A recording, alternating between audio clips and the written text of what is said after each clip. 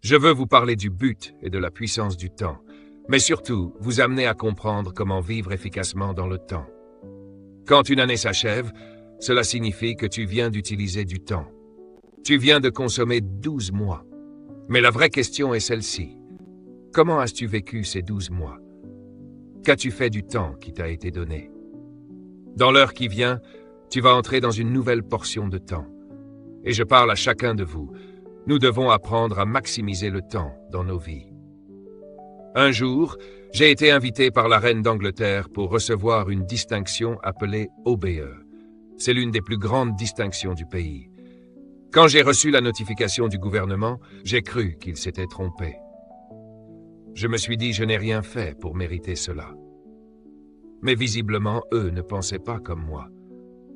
Le jour de la cérémonie, je suis entré dans la salle et j'ai cru que je n'étais pas au bon endroit.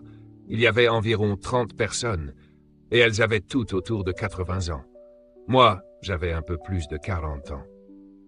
J'ai alors réalisé que j'étais le plus jeune de la salle et que je recevais la même distinction que des personnes qui avaient vécu 2 fois plus longtemps que moi. Le Premier ministre m'a dit discrètement, « Sais-tu que tu viens d'entrer dans l'histoire? Tu es le plus jeune à recevoir ce prix. » J'ai regardé autour de moi. Ces personnes avaient travaillé toute leur vie, et moi, je n'étais qu'à la moitié de la mienne. Et j'ai entendu doucement la voix du Seigneur me dire, « Tu as bien utilisé ton temps. Écoute ceci attentivement, cela peut te bouleverser. La vie, c'est le temps. Quand quelqu'un te demande comment va ta vie, il te demande en réalité comment tu utilises ton temps. Deuxièmement, la vie est définie par le temps. Si quelqu'un te demande qui tu es, la réponse se trouve dans ce que tu fais de ton temps.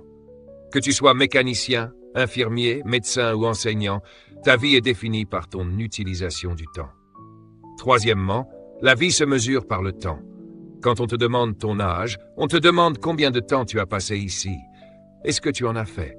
Tu as peut-être 16 ans, 25 ans, 32 ans, 48 ans, 56 ans, 75 ans ou bientôt 80 ans. Mais ce chiffre peut t'accuser parce qu'il révèle combien de temps tu as déjà consommé. Quatrièmement, ta vie est déterminée par le temps. Le type de vie que tu mènes dépend directement de la manière dont tu utilises ton temps. La vie se vit dans le temps. Et la qualité de ta vie dépend de ton utilisation du temps. Comprends ceci. La valeur du temps, c'est le passage de la vie. Quand tu dis « bonne année », ce que tu devrais comprendre, c'est « tu viens de perdre 12 mois ». Qu'as-tu fait de ces 12 mois? Et que vas-tu faire des 12 prochains? Je le dis autrement, la vie s'arrête quand le temps s'arrête. La mort, c'est simplement la vie qui quitte le temps. Quand quelqu'un meurt, cela signifie qu'il a quitté le temps pour entrer dans l'éternité. Tu es venu dans le temps en quittant l'éternité pour entrer dans un corps humain. Et quand tu meurs, tu quittes encore le temps. Donc le temps est temporaire, mais la vie est éternelle. Jeune homme, écoute-moi. Ce que tu fais de ton temps, c'est ta vie. Et tu n'as pas tout le temps pour le faire. Le temps est limité. Un jour, j'ai calculé ma vie en fonction de la vision que Dieu m'a donnée. Selon cela, je devrais vivre environ 95 ans. Mais toi, sais-tu combien de temps tu es censé vivre? Si tu te laisses dériver dans le temps, la mort t'atteindra sans que tu aies accompli ton but. Alors qu'est-ce que le temps? Le temps, c'est une interruption dans l'éternité. Dieu a pris une portion de l'éternité, lui a donné un commencement et une fin, et cela s'appelle le temps. L'éternité est une durée sans mesure. Le temps, c'est un fragment de cette éternité, avec un début et une fin. Le temps est une petite portion de l'éternité. C'est une tranche de l'infini. C'est là que tu vis actuellement. Parfois, nous pensons que notre vie est immense, mais comparé à l'éternité, même 80 ans ne représentent rien. C'est pourquoi les Écritures disent que la vie de l'homme est comme l'herbe. Elle est là aujourd'hui, et demain, elle disparaît. Il y a des gens avec qui tu as commencé la vie, mais que tu ne verras pas jusqu'à la fin. Et peut-être même que certains d'entre nous ne verront pas la fin de cette année. Alors, que vas-tu faire du temps qui t'est donné? Le temps est la période limitée durant laquelle une action peut exister. C'est dans le temps que nous agissons. Le temps est la mesure de notre existence. Nous existons dans le temps, mais nous sommes des êtres éternels. Écoute maintenant ce passage profond de Ecclésiaste chapitre 3 verset 10. « J'ai vu l'occupation que Dieu donne aux hommes. Il fait toutes choses belles en son temps. Il a aussi mis dans leur cœur la pensée de l'éternité, bien que l'homme ne puisse pas comprendre l'œuvre de Dieu du commencement jusqu'à la fin. Comprends ceci, Dieu accomplit toutes choses dans son temps. Il fait mûrir toutes choses au moment précis. Cela signifie que tu as été envoyé sur la terre pour accomplir quelque chose dans un temps précis. Tu dois le découvrir rapidement, afin de l'accomplir pendant que tu es encore dans le temps. Mais il est aussi écrit que Dieu a placé l'éternité dans le cœur de l'homme. Cela signifie que même si tu vis dans le temps, tu ne viens pas du temps. Tu viens de l'éternité. Tu es entré dans le temps, mais tu restes connecté à l'éternité. Tu es un esprit éternel vivant dans une réalité temporaire, et cela fait de toi un mystère vivant. Parce que tu as la capacité de te connecter au monde invisible, au monde éternel, tout en vivant dans le temps. Et c'est cela qui rend la vie si profonde et si sérieuse. Autrement dit, Dieu t'a tiré de l'éternité pour te placer dans le temps, mais il n'a pas retiré l'éternité de toi. C'est pour cela que ta capacité est sans limite. Ton potentiel n'a aucune mesure. Tes possibilités n'ont pas de plafond. Parce que tu es en réalité un esprit éternel dans un corps conscient du temps. Cela signifie que nous ne pouvons pas pleinement comprendre ce que Dieu a fait du commencement à la fin. D'où vient le temps? Qui a créé le temps? Comprends ceci, Dieu a créé le temps, mais lui-même vit dans l'éternité. Et cela crée un décalage pour nous. Parce que Dieu t'a placé dans le temps, mais lui n'y vit pas. Quand Dieu te dit « je te verrai demain », cela peut vouloir dire 1000 ans. Parce que Dieu parle en termes éternels. Quand Dieu dit « tout ira bien », cela peut prendre 6 mois avant de se manifester. Quand Dieu a dit à Adam que la postérité de la femme écraserait la tête du serpent, cela s'est accompli 4000 ans plus tard. Les apôtres pensaient que Christ reviendrait de leur vivant. Pourquoi? Parce qu'ils ont oublié que Dieu ne parle pas selon notre langage du temps. Quand Jésus a dit « je m'en vais, mais je reviens bientôt », ils pensaient que c'était immédiat. Mais Pierre a rappelé une vérité. Selon ce que dit Psaume pour Dieu, un jour est comme 1000 ans. Donc, quand un homme te dit « à demain », tu peux lui faire confiance. Mais quand Dieu te dit « à demain », cela peut être dans une autre dimension de temps. Parce que Dieu a créé le temps, mais il n'y vit pas. Il a placé l'homme dans le temps, mais lui-même reste en dehors du temps. Alors, pourquoi Dieu a-t-il créé le temps? Voici la raison principale. Dieu a créé le temps pour étendre son royaume, depuis l'éternité vers une autre dimension. Le royaume de Dieu est éternel. Le royaume des cieux est invisible et éternel. Mais Dieu a voulu l'étendre vers un autre territoire. Alors il a créé le temps, il a créé l'univers dans le temps, et il a étendu son royaume dans cet espace. Dieu t'a placé dans le temps pour que, à travers ta vie, tu manifestes son royaume sur la terre. C'est cela le grand plan de Dieu pour le temps. Regarde maintenant comment Dieu a créé le temps. Dans Genèse chapitre 1, verset 14, Dieu dit « Qu'il y ait des luminaires dans l'étendue du ciel pour séparer le jour de la nuit, qu'ils servent de signe pour marquer les saisons, les jours et les années, qu'ils éclairent la terre. Et cela fut ainsi. Et Dieu vit que cela était bon. » Remarque bien ceci. Dieu dit que ces luminaires serviront de signe pour marquer les saisons, les jours et les années. Autrement dit, Dieu a créé le temps en établissant un système précis. Le soleil permet de mesurer les jours. La rotation de la Terre autour du soleil permet de mesurer les années. En une seule déclaration, Dieu a établi le temps pour marquer les saisons, les jours et les années. Et Dieu dit, le temps est bon, très bon. Alors, pourquoi Dieu a-t-il créé le temps? Premièrement, pour te faire sortir de l'éternité et te placer dans une mission. Deuxièmement, pour te protéger de l'infini. Imagine vivre dans l'éternité avec une douleur, elle ne finirait jamais.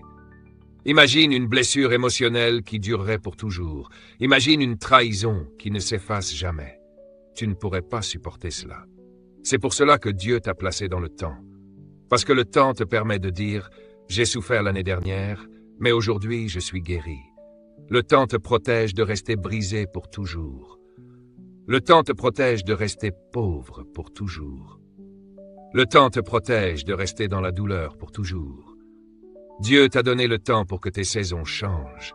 Il t'a aussi donné le temps pour mesurer ton existence. Le temps te permet de définir ta vie. Le temps te permet d'évaluer la qualité de ta vie.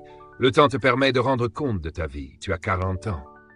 Alors la question est, qu'as-tu fait de ces 40 années? Qu'as-tu accompli? Quel impact as-tu laissé? Qu'as-tu fait pour Dieu, pour les autres, pour le monde? Les années te rendent responsable. Le temps te permet aussi de mesurer la distance entre ton commencement et ta fin.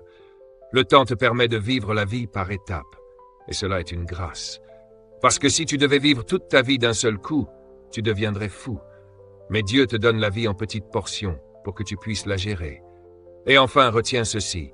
Le temps t'a été donné pour accomplir le but de ta vie. Dieu t'a donné une mission. Et il t'a donné le temps pour l'accomplir. Et quand tu as terminé, tu quittes le temps. La seule question qui compte est celle-ci. As-tu découvert ton but afin d'utiliser correctement ton temps?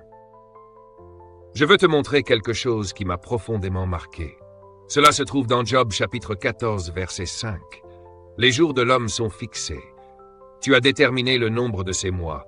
Tu as établi des limites qu'il ne peut dépasser. Détourne ton regard de lui. Laisse-le tranquille, afin qu'il accomplisse sa journée comme un ouvrier à gages. Comprends bien ceci. Dieu connaît le nombre de mois que tu dois vivre. Il a fixé une limite que tu ne peux pas franchir. Il y a un temps déterminé pour chaque vie. Je dis souvent à ma famille et à mes proches, je crois que chaque personne est censée mourir à un moment précis. Ce verset dit clairement que Dieu connaît même le mois. Regarde autour de toi. Parfois, à la fin de l'année, on dirait que beaucoup de départs se concentrent sur une courte période, comme si certains temps arrivaient à leur terme. Certains pensent que cela concerne seulement les personnes âgées. Mais Jésus est mort à 33 ans et il avait déjà terminé sa mission. Quel âge as-tu? 35 ans? Peut-être es-tu déjà en retard. Dieu connaît tes limites dans le temps. Il y a des choses que tu dois accomplir, puis partir. Il y a un homme dans la Bible appelé Ézéchias. Quand Dieu lui a annoncé que son temps était arrivé, qu'il allait mourir, il a refusé. Il a jeûné, prié, insisté, jusqu'à obtenir 15 années supplémentaires. Dieu lui a accordé ces années. Mais pendant ces 15 années, il a engendré des fils, qui sont devenus parmi les pires rois d'Israël et ont causé la destruction du peuple. Ce que Dieu voulait éviter s'est produit à cause de ces années ajoutées. Comprends ceci, quand ton temps est accompli, il faut partir. Dieu connaît tes limites et tu ne peux pas les dépasser. Certains pensent encore qu'ils ont tout le temps. Mais si tu devais partir le mois prochain, tu devrais vivre chaque jour avec cette conscience. Chaque minute doit compter. Tu dois vivre en faisant quelque chose d'important pour Dieu. C'est ainsi que je vis. Je veux que chaque action compte. Maintenant, regarde ceci. Le temps se mesure en secondes, en minutes, en heures, en jours, en semaines, en mois, en années, en décennies, en siècles, en millénaires. Le temps mesure la vie entre hier, aujourd'hui et ce qui vient. C'est pour cela que le temps est une grâce. Quelqu'un t'a quitté hier, mais demain, une nouvelle saison peut commencer. Le temps te permet d'avancer. Le temps se divise aussi en passé, présent et futur. Le passé, ce sont les choses qui sont déjà passées. Tes succès comme tes échecs. Le présent, c'est là où tu es maintenant. Le futur, c'est ce que tu crées par l'usage de ton temps. Le temps se manifeste aussi en saison, hiver, été, automne, printemps, mais aussi en saison d'abondance et en saison de manque. Et souvent, nous oublions que le manque est une saison. Quand tu traverses une période difficile, tu penses que c'est le diable. Mais parfois, Dieu permet cette saison pour te rappeler de dépendre de lui. Dieu a dit à Israël qu'il pouvait les dépouiller pour leur rappeler qu'il est leur source, puis les restaurer avec abondance. Le temps fonctionne par saison. Il y a des saisons où tout le monde t'aime, et il y a des saisons où tout devient difficile. Mais aucune saison n'est permanente. Le temps te protège de rester dans un état définitif. C'est pour cela que tu dois comprendre la valeur du temps. Quand tu regardes une année qui commence, tu dois te poser cette question. Que vais-je faire des 12 prochains mois? Parce que voici une vérité puissante. Le temps est une ressource précieuse. Le temps est une richesse. Note ceci soigneusement. Une ressource est quelque chose que tu utilises pour produire ou obtenir d'autres choses. L'argent, par exemple, est une ressource. Le temps est exactement comme l'argent. Le temps est la seule ressource sur Terre qui est donnée de manière égale à chaque être humain. Il existe des riches et des pauvres en matière d'argent, mais il n'existe ni riches ni pauvres en matière de temps. Je le répète lentement pour que tu comprennes. Il y a des riches et des pauvres quand il s'agit d'argent, mais il n'y a pas de riches ni de pauvres quand il s'agit du temps. Pourquoi? Parce que le temps est la seule ressource que chaque être humain possède. Certaines personnes n'ont pas ceci, d'autres n'ont pas cela, mais tout le monde a du temps. Cela nous amène à une vérité puissante. Chaque être humain reçoit exactement la même quantité de temps chaque jour. Bill Gates reçoit le même temps que toi chaque matin. Le roi d'Angleterre reçoit le même temps que toi chaque matin. Steve Jobs recevait le même temps que toi chaque matin. Moi aussi, je reçois le même temps que toi chaque matin.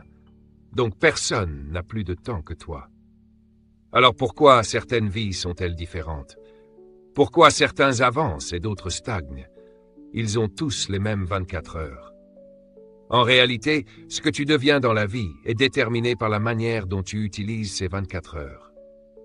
Tu t'apprêtes à entrer dans une nouvelle année et Dieu te dit « Arrête de gaspiller ta ressource ». Écoute bien ceci. Le temps est la monnaie de la vie. La monnaie, c'est l'argent. Donc le temps est la monnaie de la vie. Chaque être humain reçoit la même quantité de temps chaque jour. Et chaque fois que tu utilises ton temps, tu es en train de le dépenser. Tu as déjà entendu cette expression « passer du temps ». Ce n'est pas une image, c'est une réalité. Tu dépenses ton temps comme tu dépenses ton argent. Et quand tu dépenses quelque chose, cela veut dire que tu es en train d'acheter quelque chose. Voici une vérité que tu dois graver dans ton esprit. Le temps sert à acheter la vie. Nous avons tous la même quantité de temps chaque jour, mais nous achetons des choses différentes avec. Certaines personnes passent 5 heures devant la télévision. Elles achètent cela avec leur vie. D'autres passent des heures à traîner sans but, à ne rien faire. Elles achètent cela avec leur temps. Écris ceci. Ce que tu deviens est le résultat de ce que tu achètes avec ton temps. Ce que tu es aujourd'hui, c'est ce que tu as acheté. Arrête d'accuser les autres pour ta vie. Tu l'as construite toi-même. Tu n'es pas pauvre parce que tu as toujours du temps. Écoute attentivement. Ce dans quoi tu investis ton temps, tu le deviens. Réfléchis à ton année passée. Qu'as-tu fait de la majorité de ton temps? Tu peux passer ton temps à te disputer. La Bible dit d'éviter les discussions inutiles parce qu'elles consomment du temps. Tu peux passer ton temps à te plaindre. Si tu te plains, tu es en train d'utiliser ton temps. Personnellement, je n'ai pas de temps à perdre à me plaindre. Quand je fais une erreur, je corrige rapidement et j'avance. Certaines personnes tombent dans la dépression et passent des semaines à pleurer sur une seule erreur. Elles gaspillent leur temps sur leur propre chute. Note ceci, c'est essentiel, l'abus du temps. Maintenant, comprends bien ceci pour l'année qui vient. Le temps est comme l'argent. Premièrement, il peut être volé. Il y a des voleurs de temps dans ta vie. Dieu te dit aujourd'hui, débarrasse-toi des voleurs. Certaines personnes ne méritent pas ton temps. Elles viennent sans prévenir, s'imposent dans ta vie et te volent ta destinée. Il y a des gens qui volent littéralement ta vie. Tu peux passer 2 heures au téléphone avec quelqu'un que tu appelles un ami, alors qu'en réalité, c'est un voleur de temps. Ne laisse pas cette nouvelle saison devenir un rassemblement de voleurs dans ta vie. Il y a des relations dont tu dois te séparer parce qu'elles te dépouillent de ta seule ressource. Deuxièmement, le temps peut être mal utilisé. Tu peux gaspiller ton temps dans des choses qui n'apportent rien à ta vie. Troisièmement, le temps peut être perdu. Comme l'argent, tu peux perdre du temps. Et le problème, c'est qu'une fois perdu, tu ne peux plus le récupérer. Quatrièmement, le temps peut être dilapidé. Il m'est arrivé de passer une demi-journée avec quelqu'un, et à la fin je me suis senti vidé, parce que cette personne n'apportait aucune progression à ma vie. J'avais gaspillé mon temps. Nous devons protéger notre temps. Cinquièmement, le temps peut être valorisé. Comme l'argent peut croître, ton temps peut devenir plus précieux. Si tu lis un livre en janvier, tu augmentes la valeur de ta vie parce que tu acquiers de nouvelles connaissances. Si tu lis encore en février, ta vie prend encore plus de valeur. Et ainsi de suite. Tu peux continuellement augmenter la valeur de ta vie par la manière dont tu utilises ton temps. L'un des plus grands voleurs de temps est la télévision. Beaucoup ont besoin d'être libérés de cette dépendance. On me demande souvent comment j'écris plusieurs livres par an et pourquoi ils ont de l'impact. La réponse est simple. Je ne regarde pas la télévision. Pense à cela. Les personnes que tu regardes sont déjà riches. Pendant que tu passes des heures à les regarder, eux vivent leur vie, se reposent ou profitent. Et toi, tu dépenses ton temps, donc ta vie, à les observer. Sixièmement, le temps peut perdre de sa valeur. Tu peux dévaloriser ton temps en le donnant à des personnes ou à des activités qui ne construisent rien en toi. Fais de cette année une année de conscience du temps. Septièmement, le temps peut être dévalué par les personnes que tu laisses entrer dans ta vie. Certaines personnes allaient bien jusqu'au jour où elles ont rencontré les mauvaises relations. Leur valeur a chuté. Tu peux voler comme un aigle, puis rencontrer des personnes qui te tirent vers le bas comme des pigeons. Tu t'éloignes de ta mission. Tu perds ton engagement. Tu te disperses. Comprends ceci. Tu ne peux traverser la vie sans rencontrer des oppositions. Certaines personnes seront dérangées par ton évolution. C'est normal. Mais ne les laisse jamais diminuer la valeur de ton temps. Je te le dis autrement. Protège ta vie en protégeant ton temps. Écoute ceci très attentivement. Le temps peut être réévalué. Cela signifie que tu peux retrouver sa valeur. Tu peux prendre une décision aujourd'hui et dire cette année sera l'année où je reprends ma vie en reprenant mon temps. Je t'en supplie, ne termine pas cette année comme tu as terminé la précédente. Note ceci, tu ne peux jamais arrêter le temps. En réalité, nous sommes tous soumis au temps. Tu ne peux pas le contrôler, tu ne peux pas lui résister, tu ne peux pas négocier avec lui. Tu ne peux jamais récupérer le temps perdu. Une fois qu'il est passé, il est passé. Tu ne peux pas acheter du temps avec de l'argent. Le temps avance constamment. Tu ne peux pas le ralentir, tu ne peux pas l'accélérer. Le temps te met face à une réalité. Soit tu utilises l'heure, soit tu la perds. C'est aussi simple que cela. Jusqu'à ta mort, tu es dans le temps. Alors tu dois apprendre à l'utiliser correctement, dès maintenant, pour ton bénéfice réel et pour l'accomplissement du plan divin. Considère cette parole dans Psaume 90, verset 10. La durée de nos jours est de 70 ans, 80 pour les plus vigoureux, et encore, ces années sont marquées par la peine et la douleur, car elles passent rapidement, et nous nous envolons. Dieu nous révèle que la moyenne de vie est d'environ 70 ans. Quel âge as-tu? Si tu as 35 ans, une grande partie de ta vie est déjà passée. Que fais-tu du reste? Si tu as 70 ans ou plus, chaque jour doit devenir intentionnel. Chaque matin doit compter. Même au-delà de 80 ans, si la force est là, c'est une grâce, mais cela doit t'éveiller. Chaque jour est précieux. Si tu as 50 ans, il te reste peut-être une vingtaine d'années réellement productives pour accomplir quelque chose de significatif avec ta vie. La Bible parle de tout cela. Avant de terminer, voici ce que tu dois faire avec ton temps. Premièrement, tu peux gérer ton temps. Tu ne peux pas l'arrêter, mais tu peux le gérer. Deuxièmement, tu peux l'utiliser. Troisièmement, tu peux l'investir. Tu peux décider d'investir ton temps différemment. Quatrièmement, tu peux le convertir. Comme une monnaie, le temps peut être transformé. Tu peux convertir ton temps en argent, en santé, en connaissances. Tout dépend de ce que tu en fais. Le temps doit être utilisé pour initier, créer, développer, bâtir et ajouter de la valeur à la vie que tu portes. Utilise ton temps pour améliorer ta vie. Utilise ton temps pour accomplir ton but divin. C'est pour cela que Dieu nous a donné le temps. Lis maintenant ce passage dans Éphésiens chapitre 5. Réveille-toi, toi qui dors. Relève-toi d'entre les morts, et Christ t'éclairera. Prenez donc garde à votre manière de vivre, non comme des insensés, mais comme des sages. Et il est écrit, rachetez le temps, car les jours sont mauvais. Ne soyez pas insensés, mais comprenez quelle est la volonté du Seigneur. Ne te perds pas dans ce qui détruit ta vie. Ne gaspille pas ton temps dans des habitudes qui t'éloignent de ta destinée. Dieu t'appelle à te réveiller. Utilise ton temps pour des choses qui ont du sens, des choses qui construisent, des choses qui élèvent. Comprends ceci, ce message est un appel, une alerte, une convocation divine. Cette année doit devenir l'année où tu donnes de la valeur à ton temps. Ne gaspille pas ton année avec des personnes qui ne contribuent pas à ton élévation, qui n'élargissent pas ta vision, qui ne font pas progresser ta vie. coupe ce qui doit être coupé. Racheter le temps. Le mot racheter signifie reprendre possession, reprendre le contrôle. Cela veut dire que ton temps a été contrôlé par d'autres, par des systèmes, par des habitudes. Maintenant, reprends-le. Les gens aiment posséder ton temps, surtout dans les horaires imposés. Mais le temps que tu contrôles réellement est celui que tu décides d'utiliser consciemment. La Bible dit de semer dès le matin et de ne pas laisser tes mains inactives ensuite. Cela signifie, ne laisse pas les autres posséder toute ta vie. Prends le contrôle de ton temps. Racheter signifie aussi accomplir un engagement. Cela veut dire revenir à ce pourquoi Dieu t'a créé, revenir à ta mission. Racheter le temps, c'est aussi transformer la valeur.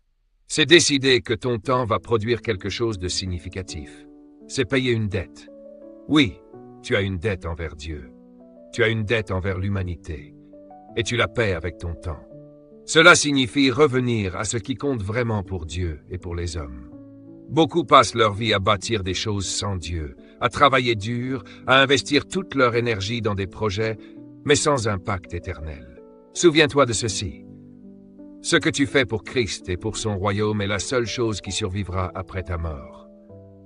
Racheter le temps, c'est honorer ton engagement, accomplir ta mission et livrer ce pourquoi tu as été envoyé sur cette terre. Écoute bien ceci. Il est écrit dans Éphésiens, « Réveille-toi, toi qui dors, relève-toi d'entre les morts, et Christ t'éclairera. » Prenez donc garde à votre manière de vivre, non comme des insensés, mais comme des sages. Dans une autre traduction, il est dit « Saisissez chaque opportunité » ou encore « Tirez le meilleur de chaque occasion ».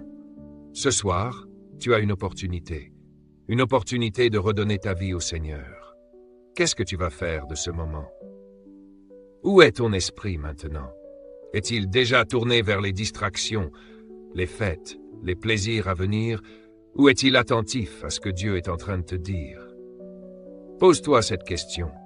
Est-ce que tu es en train d'utiliser cette opportunité? Plus tu avances en âge, plus tu deviens conscient de la valeur des opportunités, parce que tu comprends que tu n'as plus de temps à gaspiller. La parole met en garde contre une vie de débauche, d'excès, de plaisir sans but, de soirées vides, d'ivresse et de dispersion. Tout cela, c'est du temps perdu. Il y a des vies entières qui se consument dans des habitudes qui n'apportent rien, qui ne construisent rien, qui ne laissent aucune trace. Comprends ceci. Racheter le temps, c'est prendre possession de ton temps, en reprendre le contrôle et le transformer en opportunité pour accomplir ta mission divine envers ta génération. C'est apporter de la valeur à l'humanité. C'est pour cela que tu es né. Alors comment racheter le temps? Premièrement, le temps doit être géré. Deuxièmement, le temps doit être protégé. Protège ton temps. Quand quelqu'un demande ton temps, il demande ta vie. Plus tu donnes ton temps, plus tu donnes ta vie. Réfléchis à cela. Tu dois apprendre à dire non. Tu ne peux pas éviter d'avoir des oppositions dans ta vie, alors autant accepter cela et rester concentré. Troisièmement, le temps doit être focalisé. Quatrièmement, le temps doit être orienté vers un but. Cinquièmement, ton temps doit être guidé par une vision. Sixièmement, ton temps doit produire des résultats. Demande-toi toujours, ce que je fais maintenant, va-t-il produire quelque chose de précieux ou suis-je simplement en train de gaspiller mon énergie? Le temps est un fragment de ton histoire. Utilise-le pour donner du sens à ta vie. Septièmement, ton temps doit avoir de la valeur. Vis chaque jour avec cette conscience. Ce jour est un don de Dieu, et tu devras le lui rendre. Il doit être meilleur à la fin de la journée que lorsqu'il t'a été donné. Dieu ne te donne pas un mois, il te donne un jour. La parole dit, « Voici le jour que le Seigneur a fait. » Alors que fais-tu de ce jour? Regarde maintenant, Jean 7, Jésus-Christ était extrêmement conscient de son temps. Il protégeait son temps. Il y a une parole qui transforme une vie entière. On lui dit, « Va te montrer au monde, fais-toi connaître. » Et Jésus répond, « Mon temps n'est pas encore venu, mais pour vous, n'importe quel moment est bon. Quelle différence. » Jésus disait en réalité, « Vous n'avez pas la conscience du temps. Vous faites les choses sans discernement. Vous laissez les circonstances et les autres décider de votre vie. » Mais lui connaissait le moment juste. Il savait quand agir et quand ne pas agir. Il savait quand se retirer et quand avancer. Il disait en substance, « Tout le monde ne mérite pas ton temps. Tout le monde ne peut pas contribuer à ta destinée. Il y a des moments où tu dois dire « Non, j'ai quelque chose de plus important à accomplir ». Es-tu conscient de ton temps? Tu es arrivé à un point où tu ne peux plus te permettre de le gaspiller. Au nom de Jésus, prends cette décision aujourd'hui. Souviens-toi de cette vérité profonde tirée de Ecclésiaste. Il y a un temps pour toute chose, un temps pour chaque dessein sous le ciel. Que cette parole transforme ta manière de vivre. Que ton temps devienne un instrument entre les mains de Dieu pour impacter ta génération. Chaque domaine d'influence. Ça inclut l'éducation, l'hôtellerie, la police, la politique, tous les domaines. Dieu dit, je veux que mon peuple apporte ma nature dans chaque discipline.